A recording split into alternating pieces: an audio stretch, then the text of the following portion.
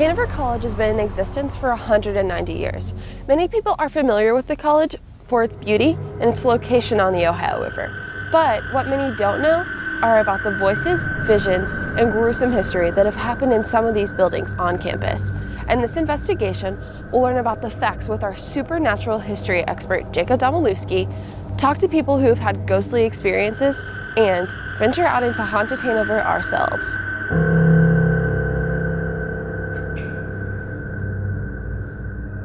Parker Auditorium was built in 1947. The building was originally used as the campus's chapel and had one classroom for future ministers. The building is currently home to the Hanover College Theater Department and has one functioning classroom for students. The auditorium holds 702 people, but what many people don't know are of the alleged mysterious occurrences that have happened throughout this building. The ghost of Parker Auditorium is one of the most prominent that roams Hanover's campus. This ghost is thought to be Albert G. Parker Jr., former president of Hanover College.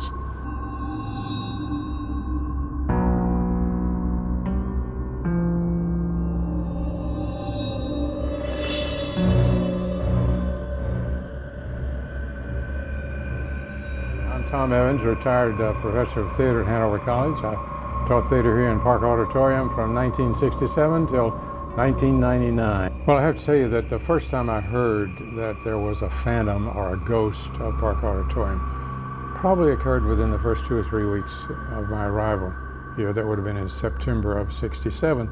And there was a janitor who was assigned to this building. His name was Bob Hall. And he told me that there was a ghost here. And I should be careful about that. And one night I was up on stage, and I heard the back door close, and Bob was somewhere in the building, and he heard it too. And so he came into the shop, and he knew that whoever opened that door had to either be in the shop or could only go up on the stage to the Parker stage. So he followed up, and he swears that he heard footsteps going up, and he followed those footsteps up to the stage, and I was there, immobile, doing whatever I was doing. And Bob was absolutely distraught that whoever it was that went up the stairs had just evaporated. I wasn't terribly concerned. But I do have to say that when you're in this building, probably even today, if you're in this building late at night, it has noises of its own. It makes these noises. It groans and mumbles, and it has sounds that you can't explain, just magically appear.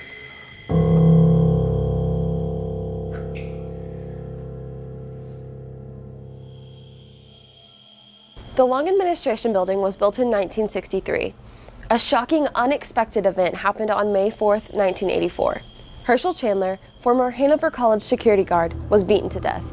But what people don't know is that these walls were filled with literal human remains. Today, this building houses the President's office, the Alumni and Public Relations office, the Business office, and the Registrar's office. Let's go to Jacob Domalewski for the story.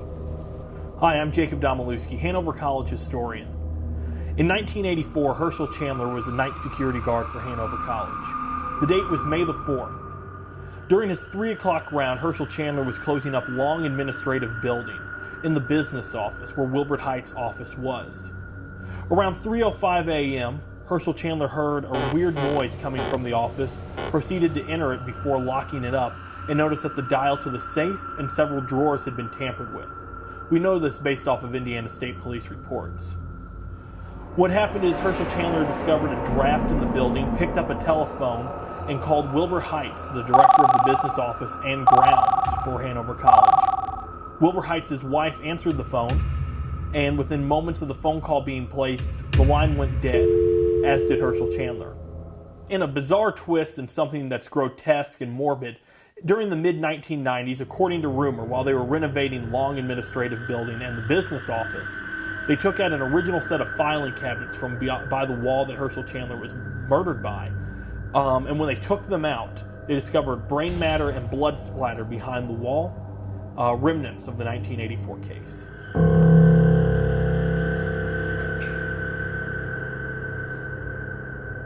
The CFA was built in 1977. The CFA is currently home to the art, music, communication, and mathematics departments. Some of the features of the CFA include a recital hall, art galleries and studios, a broadcasting booth, faculty offices, classrooms and lecture halls, and more.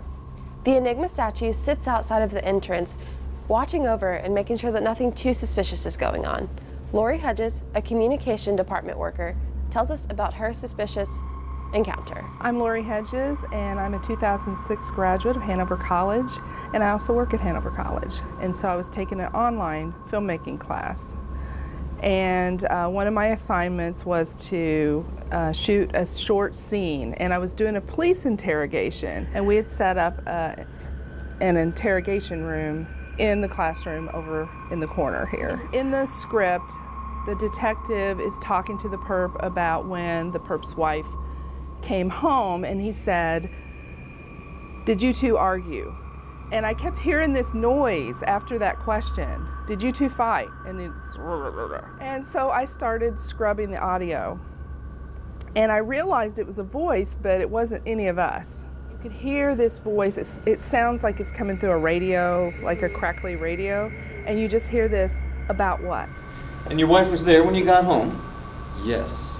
Did you two argue again? And I'm like, oh my God.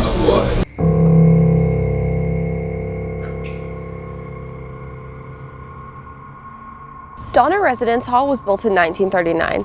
The building was originally used as a lecture hall and then was used as the campus's dining hall. Today, the building is home to many first-year students. Throughout the years, the history of the building has often been misconstrued.